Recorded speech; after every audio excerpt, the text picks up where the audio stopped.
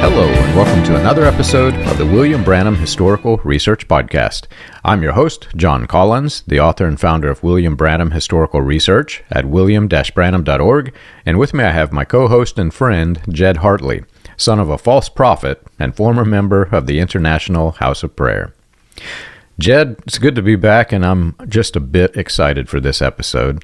I've been having conversations, I guess I told you, with Brantley, and one of the things I wanted to get into with Brantley, because I've just been dying to go there, is to learn some of the crazy stories behind things that he saw in IHOPKC, in the surrounding apostolic networks, etc. And we kind of skimmed the surface. We went a little bit, and I shared some of the crazy things that I believed. But we ended up with a crazy things we believed episode, really. And what happens there is you kind of end up into doctrines and weird stuff, and things like I shared with him. I've probably never shared this with you, but we believe Branham had a magical sword. And that's a crazy thing. And if you could see the toys that are above my monitor when I record, I've got, my Star Trek figurines, some Star Wars. I also have Lion-O, King of the Thundercats, and his magical sword, right? And below that, somebody has actually gifted me a sword. He got it as a little trinket at one of the shops in the mall. When I told the story of William Branham's magic sword, he was amazed, and he actually hand delivered me a little replica of a magic sword. So anyway, we believe some crazy things. We did some crazy things, and I wanted to go there with you as well. Just learn a little bit more about what it means to be in this movement and the weird things that you believe, the weird things that you do, because if you understand that the mindset of people who are in here are different than the mindset of people who are Christians outside of the movement, you start to see why it becomes an us versus them mentality. Because in my 37 years of being in the cult, I never once went into work and announced to everybody in the building, hey, I believe that William Branham had a magic sword. Mm-hmm. And you could totally be at a church or a IHOP or a Bethel type church where you don't really encounter some of those crazy lore bits. And especially I think for people who were kind of on the auxiliary, who then hear some of my dad's stories and then my stories of traveling with my dad and things that happen. There are plenty of experiences that I've had. Well, there's basically two categories of crazy stories in this world. There's either the crazy stories that people were telling that were ridiculously false and obviously false, and it was crazy that they were telling those types of stories. And I have a good one as an example that I'll tell you. But so those are one category, and that's maybe sort of like the magic weapon or the magic sword idea, is like we just believe these weird, crazy things that are totally unsubstantiated. The other category of crazy stories are stories about when you live in such an untamed, unregulated world that draws, frankly, mentally, whether mentally ill or untamed themselves, like in individuals who just are unpredictable and chaotic, like my father, there tends to be very bizarre things that happen as well that aren't artificial and sometimes aren't talked about because they can be borderline horrific at times. And so you don't really know about these wild stories that are going on behind the scenes because nobody talks about them. But I assure you, when you get a lot of people like Bob Jones and Bob Hartley and Mike Bickle, and you start hearing about their day-to-day lives, you realize that these were some unhinged individuals and have some really unhinged practices. So I have both categories. You tell me which one else you tell me if you want to hear crazy stories that I was told or crazy stories that I actually experienced. Well, actually, I want to do both because, Okay. so here's the thing. This is a historical research podcast, and anything that we tell in this that is hearsay about something that we heard that somebody else Right. believed, it's hearsay. So Right. for the listeners who are looking for content that they can use in a scholarly article, this is not your episode. Well, I'll just say it like that. But there's so many crazy stories, man. And the reason why I want to go there is for this reason, because I'm also diving, I don't know if you've seen it or not, I've started into just skimming the surface of going into the YWAM world with a new co-host who escaped YWAM, and she's also a licensed counselor. And we're wanting to understand the psyche of people that are in the movement. And so all things out in the open for those who are listening. I'm going there specifically because I want to hear about the psychological aspects from a person who was in it and now trained in psychology, understands the mindset, the problems with that. She and I are a little bit of different belief set, but her information is just invaluable. But she's getting into the psyche. Well, now you and I, we have a similar experience because we believe these mythologies. And think about that just from a psychological perspective. You are an average guy. I consider myself intelligent. I'm going into the workplace. I'm doing things and skilled in a labor that's skilled with my mind. I'm working with very, very intelligent people. And the whole time I'm believing that a guy had a magic sword and could speak squirrels into existence. I mean, that's what it does to your psyche, right? It's completely absurd. And to the people who were in YWAM or IHOPKC or Bethel, any of these groups, they look at it and they say, well, John was just nuts. He believed all this weird stuff. But no, take a step back and think about the things that you too believed.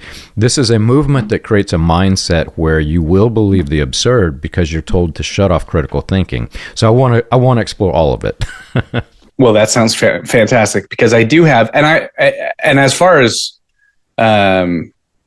whether or not, yes, this might not be for the academics as much. This is maybe just a little bit diving into some lore and crazy experiences, but some of this I experienced firsthand, and I can at least be a firsthand account of some of these wild things. But okay, so the first story that I'm thinking of is this was something that so there used to be an event-ish called the He-Man camping trip that I would do in Kansas City with some IHOP adjacent people, where we would go, and it was young men who were learning how to be more manly and all that sort of stuff.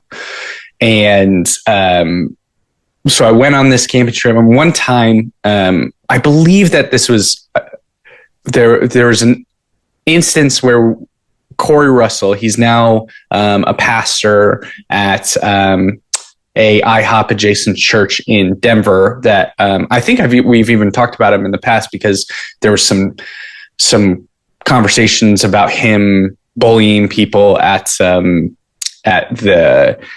church that he helps lead.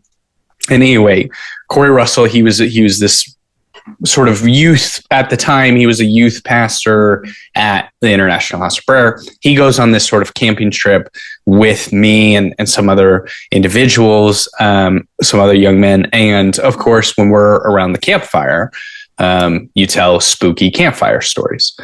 Well, Corey Russell, and this is legitimately his testimony. Like I heard him share this with total sincerity, and he absolutely, it wasn't like we were telling campfire stories that later it was like, oh, well, this was just a joke or something like that. Like he genuinely was telling this is how he got saved. And his testimony was a long testimony, but I'll kind of consolidate it and shorten it a little bit. But he was addicted to drugs and alcohol, and he was in a place where he was he was not a Christian. He was living a hedonistic life. And he goes out with a couple of his, I think he called them drug buddies, but he goes out with a couple of his friends, and he goes on a camping trip with them out into the middle of the woods.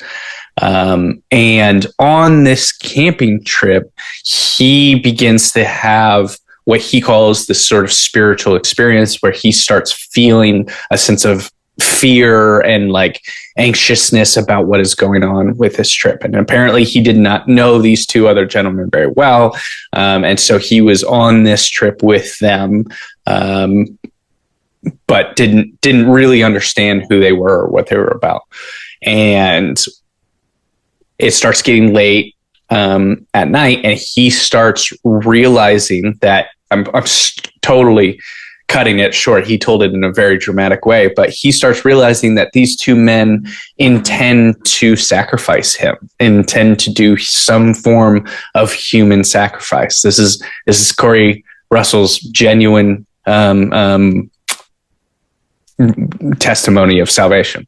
So he's in this camping situation with these two individuals way out in the woods where they are like sharpening knives because they are going to kill him and sacrifice him in some sort of satanic ritual. And he is so frightened, he then calls out to the Lord for help. And the Lord tells him to draw a circle in the dirt around him. And so he does this. He draws a circle in the dirt around him. And this is this first time that he is like dealt with prayer, and he calls out to the Lord according to this sort of testimony that he told us. And the two individuals who have their knives sharpened finally come to sort of begin the sacrifice, and they are unable to cross the line in the circle, or the line in the dirt that he drew.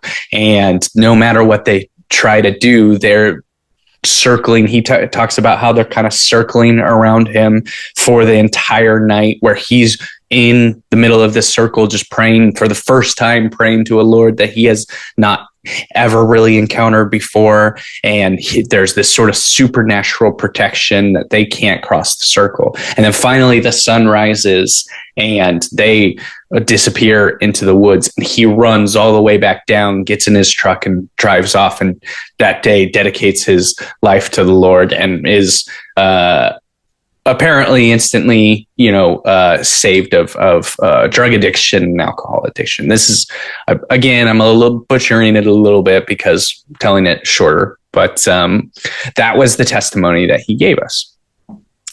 And I remember this very distinctly because I was probably like 14 or 15. And I had heard a lot of wild testimonies before. But John, have you watched SpongeBob SquarePants ever?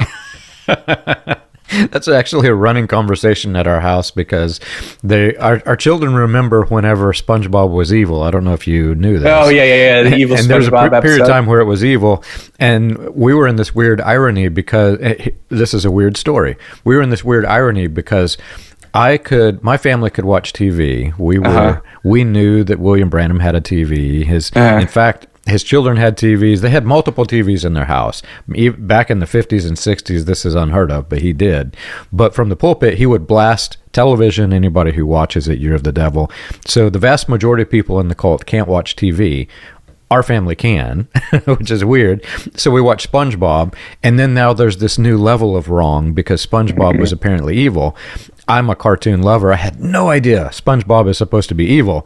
So I'm watching it, and then suddenly he's evil. Well, for a period of time, I actually gave in and said, yes, he's evil. Let's not watch it. And then common sense kicked in and said, no, man, this is cartoon. SpongeBob SquarePants.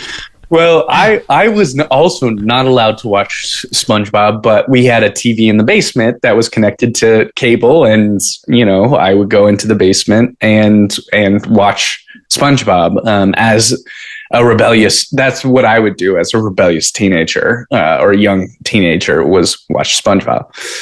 And if you remember, if you had ever watched it, there's one episode where Patrick, Squidward, and SpongeBob go out, and I think that they're camping or something. And SpongeBob talks about how there are, I think it's a fish bear that will attack, and Squidward's like, that's not a real thing. And then sure enough, later in the episode, they get attacked by a fish bear. But the whole joke of the episode is that SpongeBob knows this very specific lore that if you draw a circle in the sand around you, that the fish bear won't be able to attack you. And I have a very vivid memory of like the cartoon. I haven't watched it since I was like 13, 14 or whenever it first came out. I have a very vivid memory of like the fish bear swimming up to attack SpongeBob and Patrick, seeing the line in the sand, kind of pointing to it, and then like giving them a look like, I'm going to get you as soon as you get out of here, but like respects the line, and then like swims off and attacks Squidward off screen.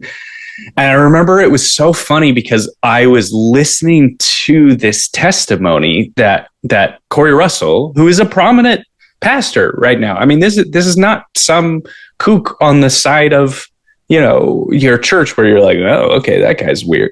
I mean, he's a prominent pastor now, is telling his testimony, and it's the same lore as SpongeBob. Like, it's the same, draw a circle around you and God protects you from this. And I wouldn't be talking about that. Like, it's hard because like, I don't want to make fun of Corey. Well, I actually don't have any problem with that now because he has been an unkind person to an individual. There's something about in that world, there was just a bunch of people telling really wild, random stories. And like, I don't want to embarrass people for making up crazy stories, but like, you can't do that when you're a lead pastor and you're talking to young, impressionable children. Like, why make up that story? I mean, obviously that's not how it works. That's not how any of that works. It was building into this lore that like all drug addicts are demonic individuals who are going to do like satanic rituals. That was a huge thing in the 90s, was this idea that like there are Satanists out there who are sacrificing people and everything like that, totally buying into the whole satanic panic thing. And I don't know, maybe Corey had like a bad drug experience, was tripping on something and really thought something like that was happening. But like, it just is a bizarre story that quite clearly, if you're a rational person, you're like, nah, that's not what happened. That's literally the same lore as what's going on in SpongeBob. But that is the reality that we sort of live with in this world, is people telling these wild, crazy stories. And I remember talking with my best friend at the time, his name is Sam. And we talked about like, I want to grow up and I want to have testimonies like Bob Hartley or Corey Russell or these other individuals who have these powerful, they got saved by the Lord and the Lord saved their life from satanic, murderous human sacrifice individuals or whatever. And it's like, well, those testimonies aren't real. So sure, you can have that testimony. You can just make it up. And my dad was the same thing. He would make up crazy stories about what happened during his drug days when he was a 20-year-old. And only until I got older did I realize, like, that's not how any of this works. And so that was that for a while. I believed Corey Russell when he told me that, but it was always this sort of, man, that's so weird that it's the exact same thing that happened in SpongeBob. One of the episodes that I recorded with Jenny, who's doing the YWAM, was about the link between this type of movement and disassociation disorder, where you just kind of separate, right? And I wanted to go there, but I didn't in that initial podcast because I'm wanting to gradually get into it with YWAM. You and I are a lot further along, so I can I can go there with you. But here's one of the problems. In the movement that I came out of, it was a divine healing faith movement. It was the origins to what created yours, obviously. And here's how it works. Whenever you're looking for God to heal you in all things and looking for God to be the ultimate answer for your healing alone, which part of that's fine, but there is this disassociation that happens with it because not everybody gets healed. And those that do, they want to show that it was God that did it, which is also fine until the disassociation happens. I know people who will go to the doctor and they were like that close to death in almost every case. I'm not going to give names, but one of my family members, anytime she goes to the dentist, it's like it was the worst case ever. The dentist had never, ever seen a tooth in this condition. The jawbone was inflamed. They nearly had to cut her head off. I mean, it gets to that level. Well, she can't help it. She's actually disassociating from reality is the problem. And on a much lower level than this, the entire movement has done this in various ways. So you kind of separate from reality. When you do, there's this fine line between what is a lie and what do you actually believe. Yeah. The problem is there are people who are in the rank and file members, this happens all the time. And the person that I mentioned I would consider rank and file. There's another tier where people are kind of clued in that, no, that's not the way it happened, but look how the crowd responds when they say it. And so they're in this weird fluxing state where they're kind of in and out of reality. And then you've got the people who are in the know. They know exactly what they're saying when it's false. And the weird story I'll give you. So when I began my IT career, back then there were all of these email joke lists. And it was very common, even in the corporate environment, you would get a joke email and you would forward it to the whole room. And you'd watch half the room start laughing. That's just the way it was. One of these joke emails was actually a play, if I remember correctly, it was very similar to something that I had seen in a Beetle Bailey comic strip, where Sarge asked Beetle to go move the truck, and there's no engine in the truck. I don't remember what Beetle Bailey did, but the joke email basically was that the sergeant asked him to move it, and he was joking to the private, and there's no engine in the truck, and he's supposed to move it up on this hill. Well, the private goes and does it, and I don't remember the climax of the joke, but essentially it was the end result was the truck, which had no engine, is up on the hill. And punchline, everybody's laughing. I remember sending this to several people. Fast forward about 3 years. I kid you not. It was between 1 and 3 years. One of Branham's sons, who is now dead, at the youth camp tells everybody that there was there was this believer who was in another country, and he was in the army, and the sergeant asked him to go move the truck on the hill, and the truck had no engine in it, and by faith, he faithed the thing up onto the hill. And all of the kids went into an uproar, and there were even videos of this. I included that video on my original YouTube site, which the cult attacked and brought down, and it had his voice. You could hear it clearly, and I had side by side. Here's the joke email from several years before, and here's him claiming that this guy did it by faith. I literally had people who were in the cult respond to me, well, that may have been a joke email, but God is bigger than that joke email, and this guy really moved this truck with no engine up onto the hill by his faith. And the punchline was that he actually drove it up onto the hill. So it was a much bigger God than the missing engine. And there are people who are listening who say, well, yeah, that's true. It is a bigger God than the missing engine. And my response is, that may be, but go replicate that with your belief in the bigger God. I want to watch it. I think that you should definitely talk with this, that maybe even that exact story, because that same story or very similar story, I remember hearing cycle in YWAM circles. There was like some missionary who was driving, they were praying for their car, and it kept going despite them having like low to empty gas.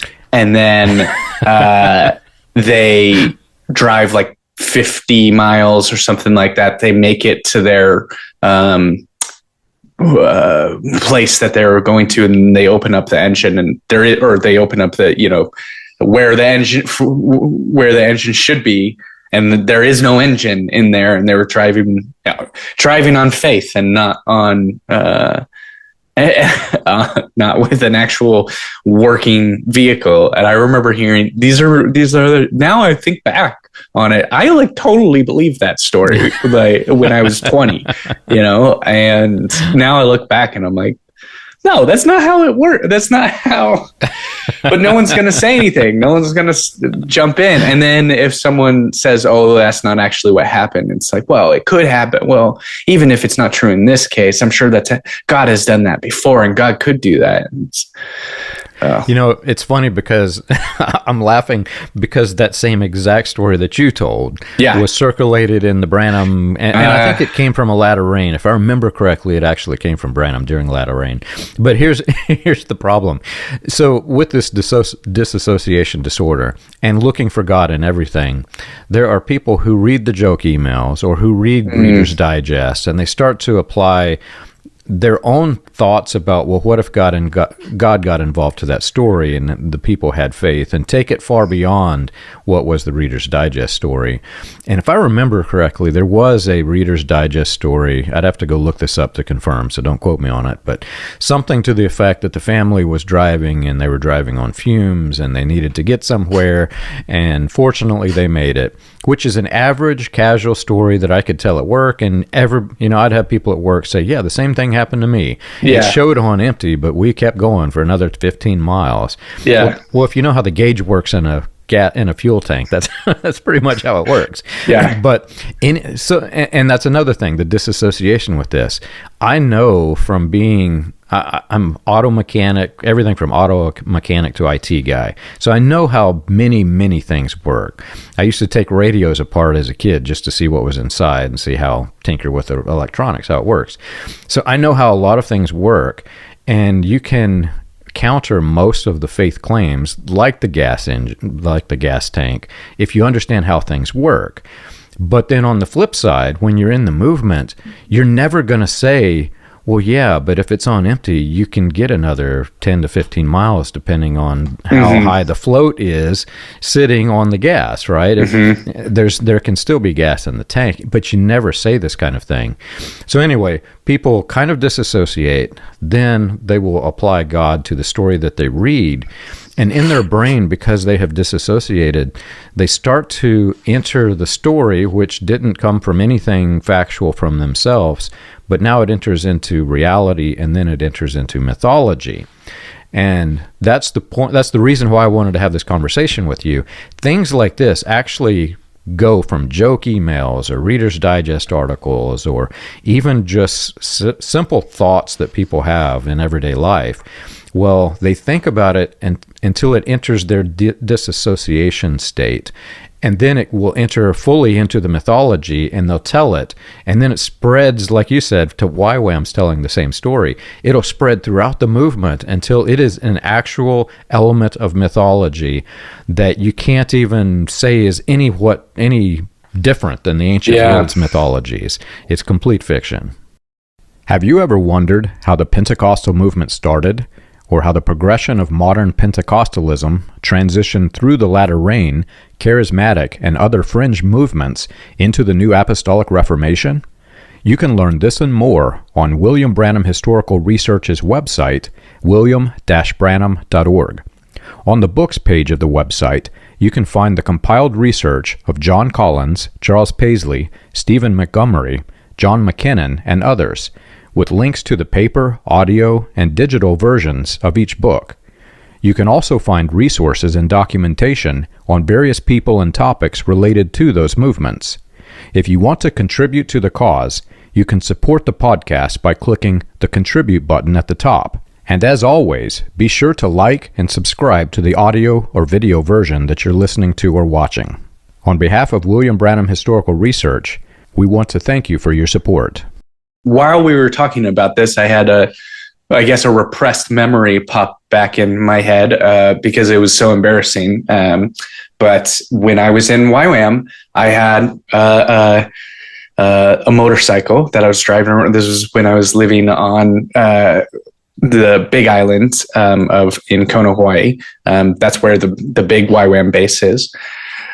And I had a motorcycle that I had just bought, and I was with a girl that I was dating, which in YWAM you can sort of do, but you know it's frowned upon to be too.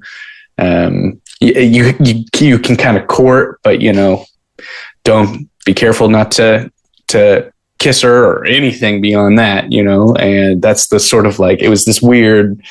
So something felt very like, okay, well, we can date, but we're going to do it in quiet and sort of thing.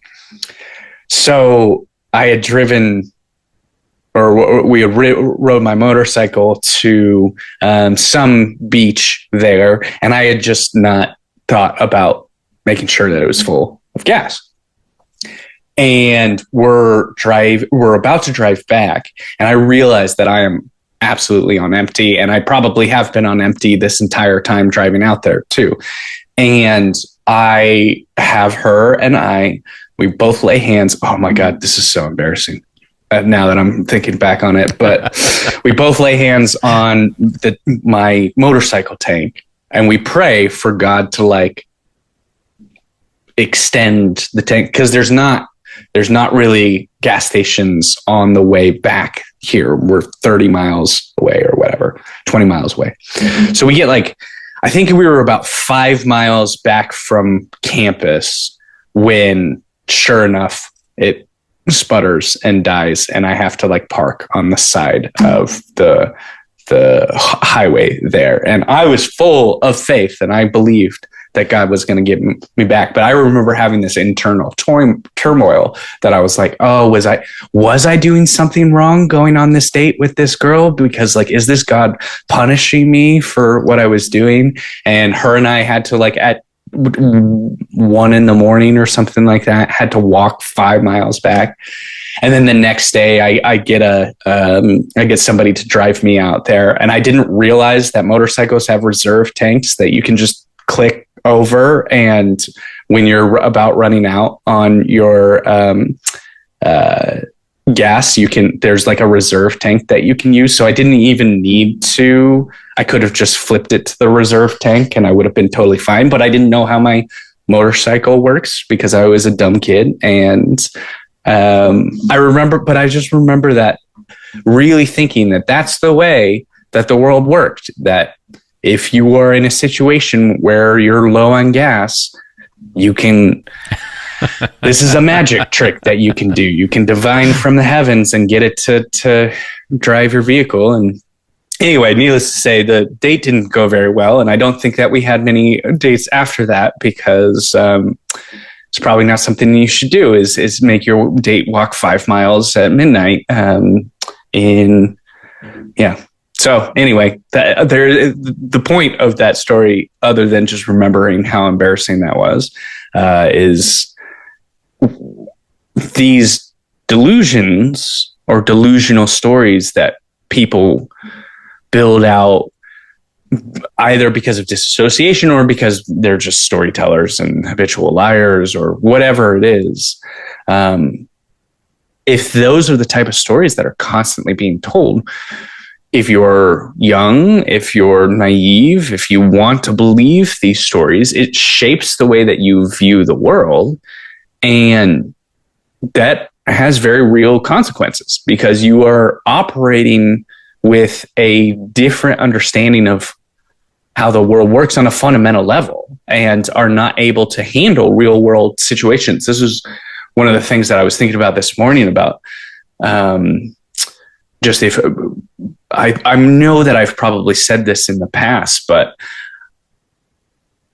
I think back, and the more that I get older and the more that I experience death and experience family crises and just every day, well, not every day, but every life sort of big dramatic events of deaths in the family or sicknesses and stuff like that.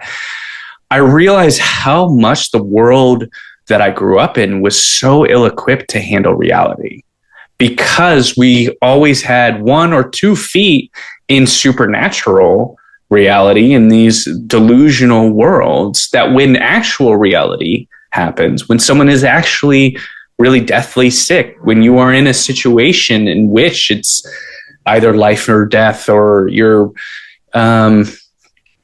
even less dramatically, when your gas is running out, when you don't have food to feed your family, when you're poor, when you're dealing with a variety of real world crises, if you don't have an understanding of how the world works, you're not going to be equipped to handle it. And I think back on my dad, and I think back on even my mom during some of these times of just not being able to handle real world situations in a way that was like mature and reasonable, because just always operating in this weird bizarro world in which miracles could happen but aren't happening, and miracles did happen in these different stories but aren't happening now, and we don't know the formula, and we don't know how to replicate the magic that we talk about, but yet we firmly believe that magic exists, and just so many different instances throughout my life in which we, especially my dad, we're just totally ill-equipped to handle. Like when my grandmother passed away, I remember my dad was in China on a missions thing, and so this was my mom's mom, and my grandma was in very poor health, and then got to the point where it was like, okay, she's probably going to pass away, and she was young. I think she was in her early 70s, so it was a little bit of a surprise. She had a lot of health challenges, but she was fairly, young. It wasn't like we had been seeing that was going to happen for years and years. And so my dad is in China, and he's trying to fly back to be back with family and with my mom during this obviously very trying time. And I was 18 at the time, or 17. And I remember thinking, oh, dad will do great with this. He'll come back and he'll be great with this. Not that he was going to like pray and heal her or something like that, but I just remember thinking, my dad is inconsistent, and we can't really rely on him for a lot of things. But when the shit hits the fan, when it's serious situations, like he'll bring himself together. And I remember thinking that was who he was, is that he could kind of rally and focus, and he thinks about himself a lot, but like in this situation, he's going to handle it well. Anyway, he gets back in town, and what I now know is he had sort of like a narcissistic, he had a breakdown that was typical for people with narcissistic personality disorder. When the focus is not on them, there are things that people can do that just everybody has to stop and control everything. He gets sick too. Like he got really sick during that time, and he wasn't sick. He was just like upset that my grandmother was taking all of the attention, and then she passed away. And I remember at her funeral, he gets up and he starts speaking at her funeral, and he starts telling everybody that he was there for her last words, my grandmother's last words. He was not there. He did not hear it. And he starts putting words in her mouth that she did not say. And my parents separated shortly after this, and that was a huge part of it, because my dad needed to retell a story in which he was involved or at the center of the story. And he wasn't at the center of the story. He needed to be there in a way to support my mother and to support the rest of the family. And he just couldn't, partially because of narcissistic personality disorder stuff, and partially because of just, this was the sort of delusional world that we lived in, and you could retell stories, and when reality doesn't fit with your particular narrative, you just retell that narrative. But the problem is the narrative that we're telling is not consistent with reality, and that's, I told him this one time, actually very recently, where he would drink and then he would tell people he was not drinking because he had this sort of a substance abuse issue, and he would drive. He would get in his car and he would be so convinced that he wasn't drunk, even though I had just watched him put down a third of a bottle of whiskey.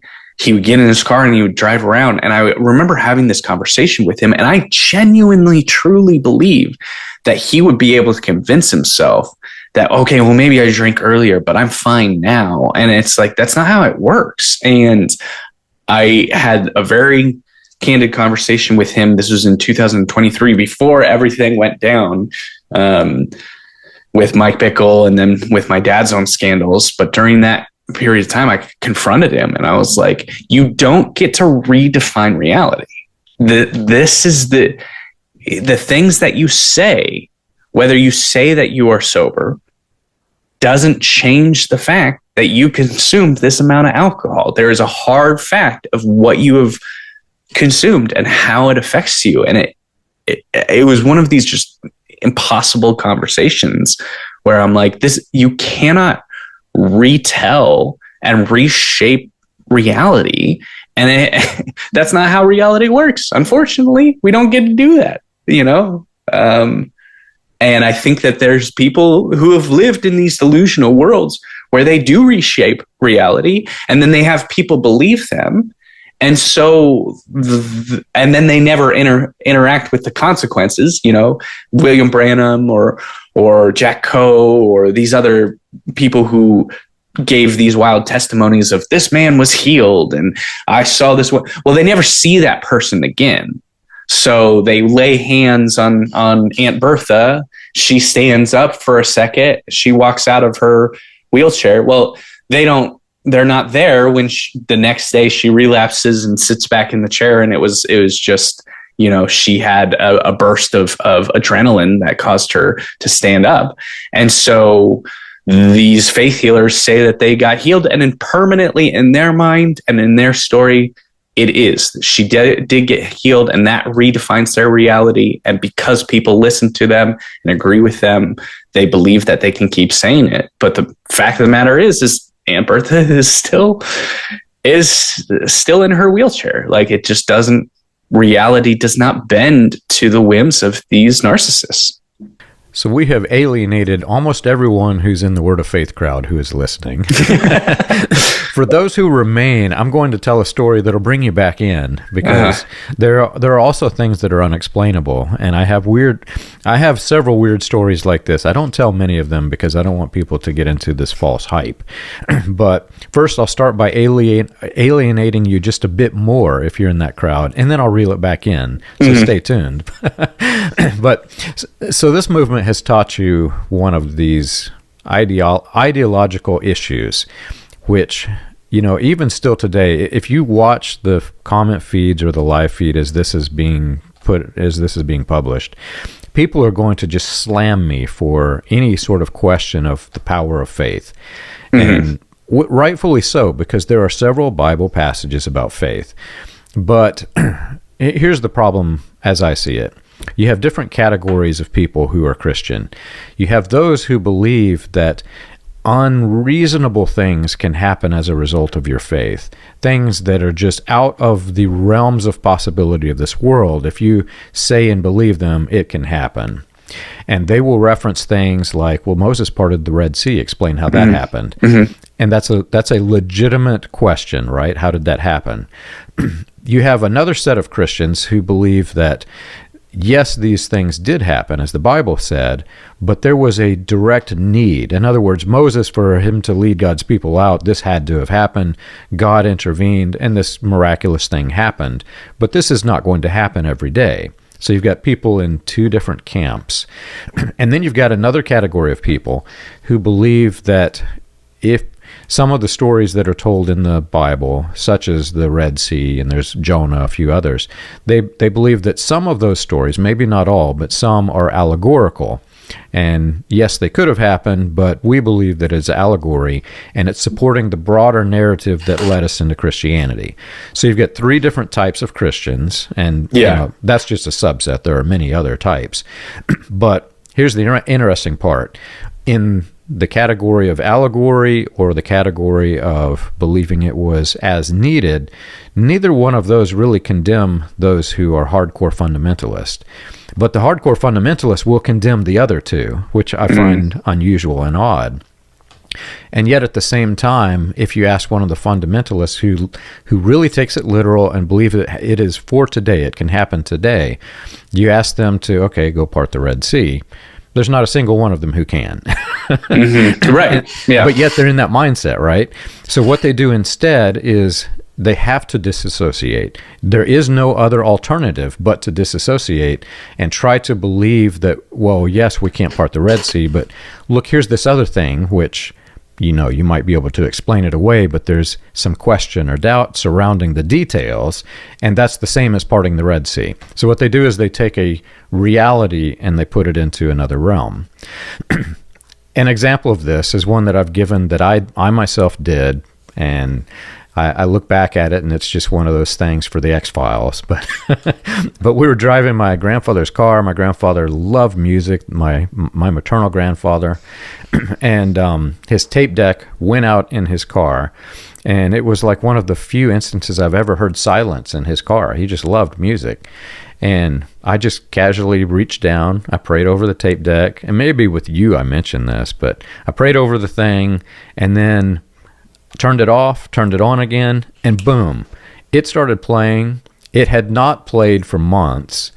It never stopped until he sold the car. So those who are in the fundamentalist crowd will say, well, John healed the tape deck. Those who are in the as God needed crowd would say, well, that's possible. Maybe God did it, but also maybe something else happened. Maybe it bumped in the road or whatever. Mm-hmm. And they put a little bit of logic to it. And the allegorical crowd would say, I don't know, man. I just don't believe this. Yeah. And the allegorical crowd and the, God does it as a need crowd, they wouldn't condemn the fundamentalists, but the fundamentalists would condemn the other two. Yeah. Which, again, I find really odd. So all of this to say, when you are in that crowd that is being taught, and we used to have this phrase in almost every sermon, God said, speak into the mountain, be ye removed. To those who are in the allegorical crowd, or those who are actually studying the phraseology of the New Testament, would say, yes, he did say that, but there's a little bit, it doesn't mean exactly what you're saying that it means. And to the fundamentalist crowd, they would just point fingers and say, no, we believe it. And yet not a single one of them can move a mountain. So you end up with this real problem, right? This plagued me whenever I left the movement, because you're forced to either disassociate and enter into fantasy and invent things that are happening that replace the moving mountain scenario, or you have to accept the fact that there's not a single person on earth today that can actually move a mountain. I probably land in that allegorical category in my convictions. I know there's a lot of people who probably believe differently, but yeah, I think of that was a good breakdown of how do different people interpret what was going on there. But I think that belief it's really tricky, because belief and faith can do some marvelous things and is not in of itself very dangerous, even in situations in which it might not even be true. The person who believes that God is there helping them get their car from A to B or something like that, or find their keys, as much as I believe, like, it was allegorical, and there aren't miracles that happen like that today. Like, if I am desperate to find my keys, you know, even just out of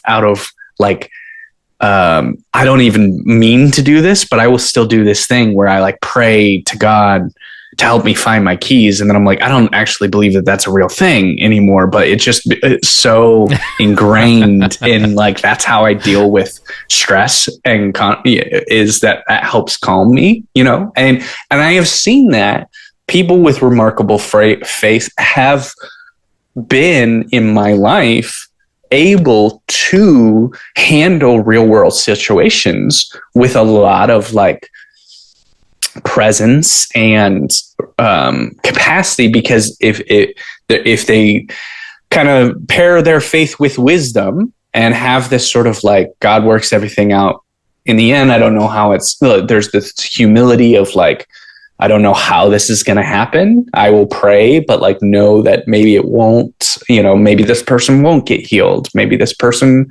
we will break down, and I have contingency plans in case that is the case. You know, I think that I don't want to like express that I believe that there are dangers in just having this sense of faith that God is involved in all of these sort of mundane or everyday sort of miraculous situations. I think the problem I have is you got to ask who's cashing the check when you make big statements about faith and about the nature of the world. Who are you talking to? So if you are a person who really believes that you were going to be sacrificed and by your satanic friends, and you drew a line in the sand, if there's suspicion in your head that maybe that was a drug trip gone wrong, and maybe that didn't actually happen, think about the consequences of the people that you're talking to. Like, think about how that is going to affect a young, impressionable person and their view of the world.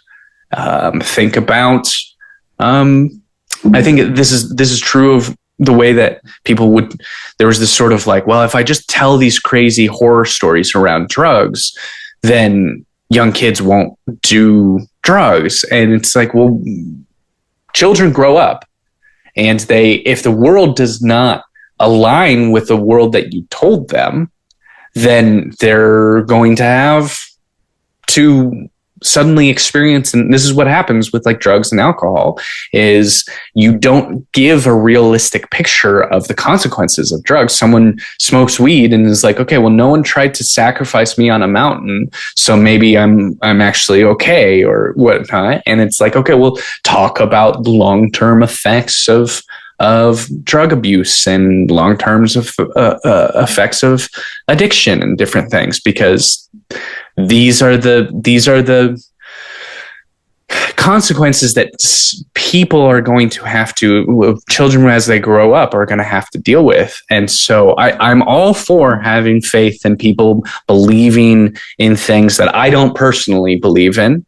I'm not saying that everyone has to hold the same beliefs that I do, but be aware of how those beliefs affect the people around you, and don't just say things without thinking about the consequences of those different things. So it's one thing to be like, maybe we should pray for this car to get from A to B, but having a sense of, okay, well, if that doesn't happen, if still, you know, still teach your kid that there is a gas gauge and that you have 15 miles and and always be prepared with a gas can in your car, you know, like teach them to be also responsible and also have faith. Because the fact of the matter is, and I've dealt with this, it's so uncomfortable, because whenever you have this conversation with someone who believes radically in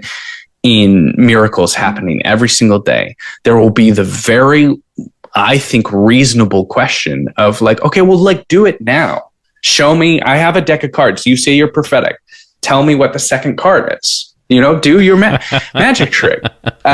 Or Chiefs are playing today. Are they going to win or are they going to lose? I promise I won't bet on it. You know, or tell me something very specific about I just had a conversation with my girlfriend. What did we talk about during this? And if you ever have that conversation I remember having it with someone at YWAM, I'm not going to say their name, but someone who was a revivalist. Actually, I don't know why I'm not saying their name. Andy Bird was in Hawaii. And I remember having a conversation with him while I was still a Christian or a sort of charismatic Christian, believing that these things happen. But he was talking about healing, and they had just done I think we've talked about it before, but they'd done the feet thing. No, we talked about this, right? Where you have two people, you have somebody lay down and you're like, oh, your feet are not aligned, your legs are not aligned. And so let me pray for you. And then bada bing, bada boom, suddenly they're aligned. And it's totally like a psychological trick. And I knew that was a trick. I knew that was not real. And I sort of was confronting him about this because he was doing it, and he was working with Todd White, and I was like, we shouldn't do that. And I was like, with healing, I was like, okay, I had a friend who wore glasses, and I was like, heal them of their eyesight right now. And he was like, it doesn't work like that. And I remember being like, well, why not? And if it doesn't, what are we doing here? You know? And it was this sort of, well, we can't. One of the other students, we had a very quick conversation with him, and then one of the other students gave the passage of do not test the Lord your God. And I was like, I'm not testing God, I'm testing you. Like, this isn't about God. And if we can't replicate it, then I don't know if it's real. And why am I the person who is the doubting Thomas by asking us, hey, let's have this more concrete? Because the more that you're in this world, the more that you see people praying for things and having this faith and expecting miracles to happen, and then it not happening and being left having to hold the bag. And that's what I mean by, like, think about who cashes the check. Like, if it doesn't happen, if the miracle doesn't happen, who's going to have to deal with the consequences? Who's going to have to make it right? Who's going to have to deal with the medical issues that we pray for and then didn't get healed? Is the person going to just have to deal with it in silence because they don't want to tell everybody that they got hurt? You know, can they not now go to their church and say, hey, I am having to go through cancer radiation, love, food. They're not going to say that because a bunch of people pray for them and they said that they were healed of cancer, and it didn't actually happen. Like, that's the sort of consequences of people will be left holding the bag, and you have to think about who's doing that. So here's the problem, which is a much bigger podcast than this one. Well, maybe we can talk about it sometime in the future. When you're in the crowd that is believing like this, trying to believe in things that are the impossible. Yeah. And they'll use the phrase, with God, all things are possible. I know all of the Bible verses inside and out better than they do. I've studied it better than they do. But they use those phrases. The problem is, as I mentioned, the three categories of Christians, the reason why the other two categories don't really get offended and can just simply say, well, that's fine if you believe this, I don't believe it, is because through reasonable expectations, they can see that, well, this person, yes, they believe this, but I'm kind of solid in what I believe because of the ways that I can prove what I believe. However, in the category of trying to prove the impossible, you can never, ever prove the impossible. And so by default, what people do without even thinking about it, the easiest way to maintain that level, you have to maintain this faith in something that can't be proven. The easiest way to maintain it is just shut everybody off. Yeah. And what happens is, over time, this develops into a huge problem, especially when it becomes political, because now you're just shutting off all other voices. Anybody who doesn't believe like you, shut them off. Yeah. And worse, you can take actions against them, etc. But to the defense of, I said I would reel it back in, to the defense of the people who believe like this. As I said, I did too. And you mentioned the keys, which is prime example and actually a good one for me to end on. So same thing. Every time I lose my keys, I pray and God helps me find them. Mm-hmm. Now, does God help me find them in 2 minutes like I would like when I'm in a hurry? No. It may take a while. To the other two categories of people who aren't in the faith it category, they would say, yeah, but it would take me just as long without praying to God. I can just go find my keys, and it's going to take me 10, 15, 20 minutes, sometimes an hour. But when you're in that mindset, you do it, right? But here's the thing. So psychology fascinates me, and there is a benefit to the people who believe like this, because if you can lower your crisis mode and then raise your trust mode, and this is trust in God, you're actually calming your brain. And many people would find it actually faster because they've went through this calming exercise. And it is a psychological technique, right? It's something that even the other two crowds can do and benefit from, which is ironic. But it is a technique that helps, and in the end, you'll never answer the question, did God really help them find it? Did they not? But to the crowd who believes this, it satisfies that need of showing that, yes, I can move mountains. See, I just found my keys. And to reel it back on the outside, well, but you still never moved a mountain is the problem. So many more stories I could get into, but this has been crazy fun. Yeah, for sure. And I have so many more crazy stories. I talked about the ones, I said that I was going to talk about ones that I actually saw. And so maybe that'll be next time, because, there's a lot of crazy things that happen. Because when you have people who have these delusional or out there beliefs in themselves or in other things, they will do some wild stuff. And I mean, sometimes it's funny, which is, I grew up, having a lot of bizarre stories about my dad that were pretty funny because he would just do random things. So maybe we'll just leave that as a teaser for next episode to talk about, all the funny things that I saw and occasionally horrific things. Sounds good. Well, if you've enjoyed our show and you want more information, you can check us out on the web. You can find us at william-branham.org. For more about the dark side of the New Apostolic Reformation, you can read Weaponized Religion, From Christian Identity to the NAR, available on Amazon, Kindle, and Audible.